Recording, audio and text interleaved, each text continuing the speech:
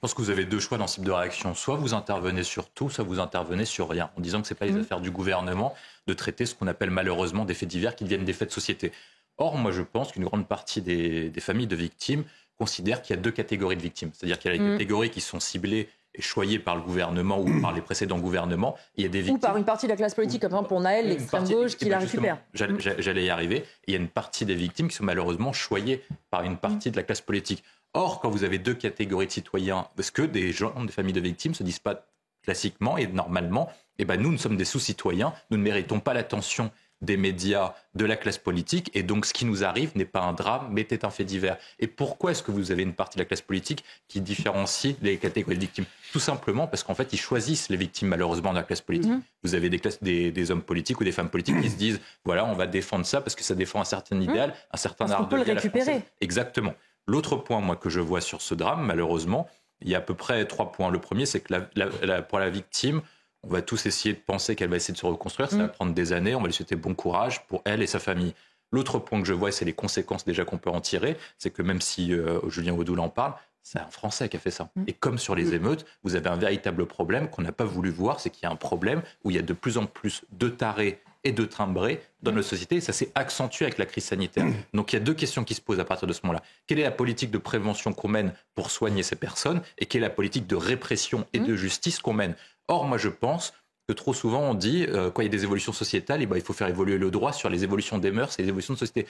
Pourquoi est-ce qu'on ne fait pas évoluer notre droit en termes de répression et en termes pénal, alors qu'on est dans une société ultra-violente où on est dans une société aussi ultra-barbare ? C'est-à-dire que ultra-violente avec l'explosion des crimes et des délits en France, et surtout avec des actes qui sont de plus en plus radicaux. Quand Abdoulaye Kanté dit qu'il voit ça au quotidien, ça fait peur quand même de voir ça au quotidien. Ça fait extrêmement peur. Oui, mais on n'en doute pas, d'un autre côté. Ah non, mais je pense que beaucoup de personnes se disent on ne peut pas vivre ça au quotidien. Imaginez, vous avez des actes comme ça qui deviennent non pas des faits divers, mais des faits de société. Se pose une véritable question. Or, moi, je pense, quand vous fréquentez un tribunal correctionnel, lorsque vous allez dans un tribunal correctionnel, vous voyez exactement le passif des personnes qui sont condamnées. C'est parfois des personnes qui ont 18-19 ans, qui ont 25 chefs d'inculpation, qui ont été condamnées à plusieurs reprises et qui n'effectuent pas des jours de prison. Or, moi, je pense que pour protéger la société, il faut reprendre les principes de la justice selon Beccaria.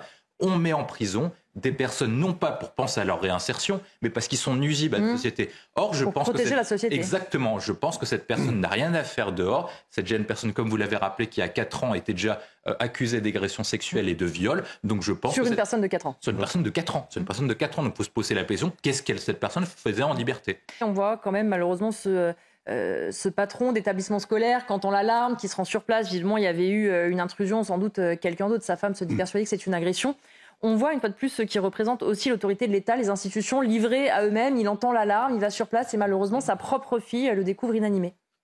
Pour l'instant, on ne sait pas ce qui s'est passé. On pensait que c'était au départ seulement un arrêt cardiaque et puis après le parquet a requalifié ça en mort suspecte. Notamment parce qu'il y a une plaie sur la tête. Et voilà. Donc, moi, ce que je vois et ce qu'on garde sur l'affaire, c'est qu'en fait, c'était une personne qui était quand même dévouée au bien commun, dans la mesure où il était enseignant, mais surtout plus que tous les autres. Parce que je crois que sur l'affaire, il était sur la route des vacances et puis il entend l'alarme. Et il fait demi-tour. Il fait demi-tour, il rentre pour surveiller son propre établissement parce qu'il sait que l'établissement est utile pour des milliers de jeunes, des centaines de jeunes à minima, mais pour toute une génération. Et donc, du coup, c'est une personne qui est dévouée. Et la question qui est posée ensuite, après, au-delà de ça, vu qu'on n'a pas les éléments, c'est pourquoi est-ce que vous avez éventuellement, si c'est le cas pour ce monsieur, beaucoup d'actes d'agression contre le personnel d'éducation nationale. Vous avez 6% des personnels d'éducation nationale qui sont visés, qui ont été attaqués au moins une fois physiquement. Vous avez 16% des personnels d'éducation nationale qui ont été ciblés par des insultes, des menaces et des agressions.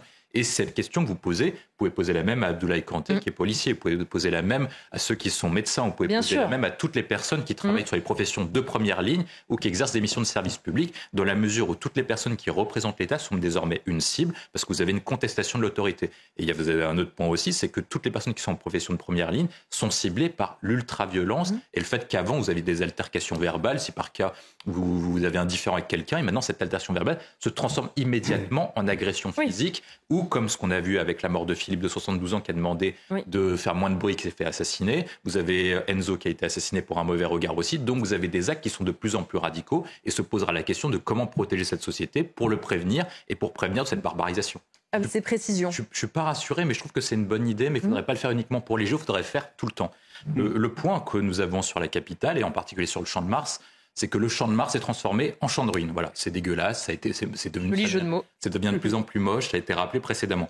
Pourquoi est-ce que ça devient un champ de ruines ? Parce qu'en fait, l'art de vie à la française est menacé, comme ça a été rappelé, quand Jérémy raconte son expérience, en fait, il est obligé de modifier son comportement à cause des pickpockets. C'est-à-dire que vous avez une minorité d'emmerdeurs marqués par l'explosion de la délinquance et de la criminalité qui oblige les Françaises, les Français et même les touristes ou les personnes d'origine étrangère de modifier leur comportement. Et quand vous êtes obligé de modifier votre comportement en raison d'une minorité d'emmerdeurs, vous posez la question si notre art de vie est menacé. Alors je pense notamment à des touristes qui filment notamment leur vie à la capitale. Lorsque vous venez en pensant que Paris ressemble à Emily in Paris ou une comédie romantique et vous arrivez sur une dramaturgie qui n'est même pas shakespearienne, qui n'est même pas classe, parce qu'en fait ça frile le ridicule et le pathétique avec Anne Hidalgo et ça ressemble à Notre-Dame de Paris, ça devient une véritable catastrophe intégrale. Moi je pense qu'il faudra se pencher sur son cas. Et comme l'a rappelé, désolé, Ergun Toparzian, qui l'a rappelé précédemment, la mairie de Paris a un rôle à jouer dans la protection de la capitale. C'est eux qui ont le rôle à jouer. Il disait notamment, Anne Hidalgo disait en 2016 qu'elle ne voulait pas de police municipale. Là maintenant, quand on écoute les explications de son équipe, ils disent qu'ils ne veulent pas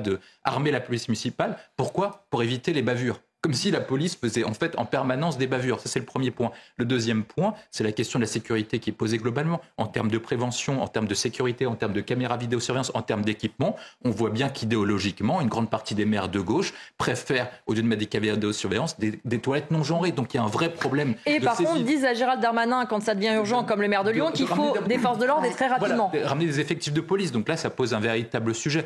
Je pense que sur ce point, il faut obliger les maires à se saisir de la question de la sécurité, pour sécuriser la capitale et ses environs. Je prends un exemple qui est marquant. Rodolphe Giuliani, quand il était maire de New York, quand vous alliez à New York, à la fin des années 90, au début des années 2000, vous savez qu'il y a certains quartiers où vous ne pouvez pas aller. Harlem, le Queens et au nord de Columbia notamment, qui était au cœur de Manhattan. Vous ne pouvez pas aller le soir ou sinon on vous disait, vous prenez 20 balles ou $50 et vous les donnez au cas où pour éviter de vous faire agresser. Donc, c'est-à-dire, et maintenant, moi, je suis allé dernièrement dans le Queens ou Harlem, c'est parfaitement sécurisé et beaucoup de gens veulent habiter là-bas. Donc, des gens choisissent d'habiter dans les endroits anciennement dits en difficulté. Donc, pourquoi est-ce que nous, on ne pourrait pas sécuriser la capitale, sécuriser ses environs avec un grand plan de sécurité pour appliquer ce qu'a fait Giuliani, ce qu'est la théorie des carreaux brisés avec la tolérance zéro. Le moindre acte est sanctionné. Vous verrez que les vols à la tire, les jeux de bingo, etc., cesseront rapidement une fois que les personnes seront sanctionnées. Je trouve que la NUPES, c'est un ramassis de total loser. En fait, ils prennent tous les types nuls. Ce sont des propos qui n'engagent que vous, c'est uniquement, en fait, ils prennent que des perdants, ils prennent aucun gagnant. Ça, c'est le premier point. Le deuxième point que je vois, c'est qu'ils font une alliance qui est incohérente idéologiquement et tactiquement. C'est-à-dire que Ségolène Royal, comme vous l'avez rappelé, c'est celle qui voulait faire alliance avec le centre droit. Au congrès de Reims en 2008, c'est Jean-Luc Mélenchon qui quitte le Parti socialiste au congrès de Reims parce qu'il trouvait que Ségolène Royal, qui était pressentie pour devenir secrétaire du Parti socialiste, était beaucoup trop à droite. Or, la question qui se pose pour eux, c'est pas une question de casting, c'est une question d'idéologie. Sur l'universalisme, est-ce qu'ils vont revenir sur des positions européennes? Sur la question de la laïcité, est-ce qu'ils vont rester communautaires ou est-ce qu'ils vont rester laïcs à l'ancienne? Et sur la question du travail, est-ce qu'ils vont renouer avec le travail, l'emploi et la création de richesse plutôt que la décroissance? C'est toutes les questions qui se posent plutôt que des castings et trouver des personnes qui ont perdu tout le long de leur vie. Sur le lac du Connemara. Ah, mais de toute façon, elle voulait être jeune et disruptive, mais en fait, elle est très conventionnelle. Elle ressemble parfaitement aux personnes de son milieu qui sont très méprisantes, je dirais, à l'égard des catégories populaires et des personnes. En fait, elle vise un certain imaginaire. Michel Sardou, il représente une certaine France, il représenterait ce que le général de Gaulle appelle la France éternelle. C'est-à-dire que c'est la France qui ne veut pas mourir, la France des paysages. Je crois que c'était Ernest Lavis qui disait « Tu dois aimer la France parce que la nature l'a faite belle et que l'histoire l'a faite grande ». C'est un peu la chanson du lac du Connemara.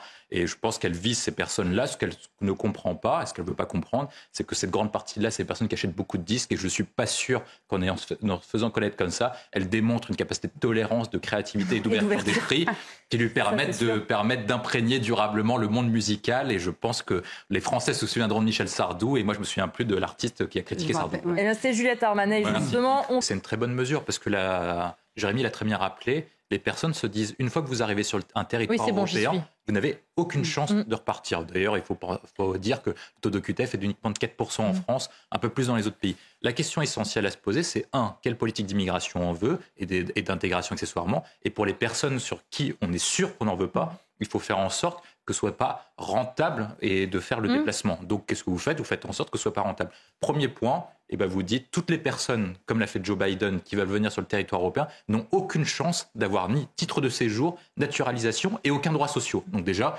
c'est beaucoup moins intéressant de faire la traversée de la Méditerranée et de la Manche, qui, il faut le rappeler, est un drame pour certaines personnes parce qu'ils perdent la vie. Oui, on l'a vu malheureusement ce week-end encore. Malheureusement ce week-end dans la Manche. L'autre point que vous posez, c'est de dire comment vous faites du coup pour organiser les entrées de séjour sur le territoire. Moi, je pense qu'il faut changer de politique pour déconcentrer, pour faire en sorte qu'on n'ait pas de flux sur les frontières européennes. Et donc, il faut dire aux personnes, lorsqu'elles sont dans des pays sûrs, de déposer une demande d'asile ou une demande d'immigration dans ce qu'on appelle les territoires sûrs et les ambassades. C'est-à-dire, si votre pays n'est pas en guerre, si votre pays n'est pas atteint par une urgence immédiate, vous pouvez déposer une demande à l'ambassade pour faire une entrée sur le territoire français ou sur le territoire européen ou sur le territoire anglais, je pense, pour les Britanniques. Et autre point, il faut décentrer tout ça. On ne veut plus avoir de jungle de Calais, on ne veut plus avoir de gestion de flux de migrants. Donc il faut faire en place, comme l'a fait le Danemark et comme l'a fait le Royaume-Uni avec le Rwanda, même si ça a été annulé, c'est-à-dire décentrer pour permettre aux territoires africains justement d'avoir une contrepartie. Vous vous occupez des flux migratoires et des gestions des flux migratoires et des camps de migrants et en échange, nous, on vous aide pour le développement et on vous donne de l'argent pour vous développer. C'est un partenariat gagnant-gagnant qui permettrait aux gens d'éviter des traversées qui sont difficiles dans la mesure où quand ils traversent, ils ont des chances très faibles de s'intégrer dans le modèle économique et social français. Ils ont des chances de perdre la vie et ils se font arnaquer par des marchands de rêve qui leur vendent n'importe quoi. C'est Vladimir Fedorovski. Non ? Merci, voilà, William. Pour terminer, William. Mais dessus, c'est pas uniquement une affaire de diplomate, c'est une affaire de ligne politique et de stratégie. Nous, par exemple, le premier tournant qu'on a loupé, c'est la question de la décolonisation. C'est-à-dire que les Britanniques ont mieux réussi que nous en créant le Commonwealth. Je trouve que nous, en ayant maintenu en fait une France-Afrique, avec à l'époque Jacques Foccart, puis finalement sans le maintenir, dû égard à une ligne politique qui était très floue sur ces questions. La question ensuite, après, qu'on doit se poser sur la question africaine, c'est qu'est-ce qu'on veut pour l'Afrique ? Est-ce que la CEDEAO est en capacité d'intervenir au Niger sans le Nigeria et sans le Tchad ? C'est difficile.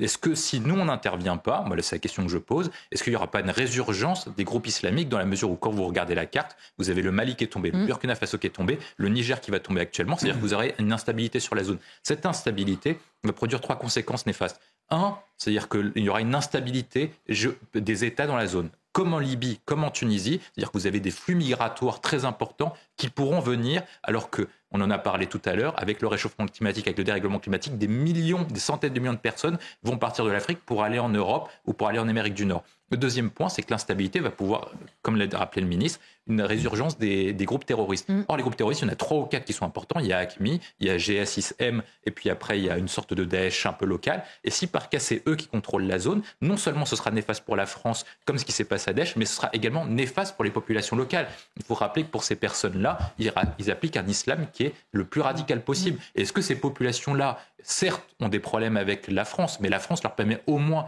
de vivre librement et pas forcément dans des traditions que ces personnes-là ne méritent pas. Et enfin, le point que je pose, moi, c'est qu'en termes de stabilité, en termes de développement économique, certes, on a une relation compliquée, mais beaucoup d'États qui ont adopté le franc CFA ont une croissance qui est très importante. On parle de la Côte d'Ivoire, on parle du Sénégal, qui ont maintenant une croissance et se dirigent vers une certaine prospérité. Donc je pense que le chemin du co-développement à travers la francophonie et un partenariat gagnant-gagnant est important pour nous deux, pour nos deux zones géographiques.